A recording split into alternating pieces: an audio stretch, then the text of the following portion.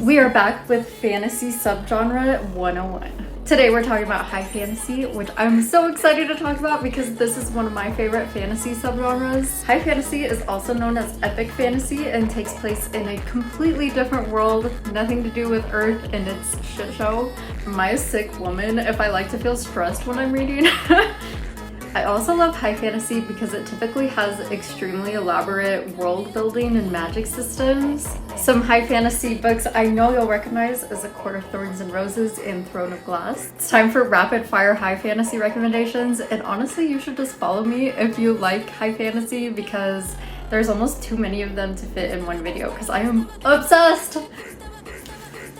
Okay, I'm limiting myself to 5 recommendations. Okay, we have An Ember in the Ashes by Sabaa Tahir, The Serpent and the Wings of Night by Carissa Broadbent, Iron Widow by Xiran J. Zhao, Mistborn by Brandon Sanderson, and The Poppy War by R.F. Kuang. Don't forget to check content warnings on this one because it is really dark. Now that you've mastered low fantasy and high fantasy, we are talking about urban fantasy next.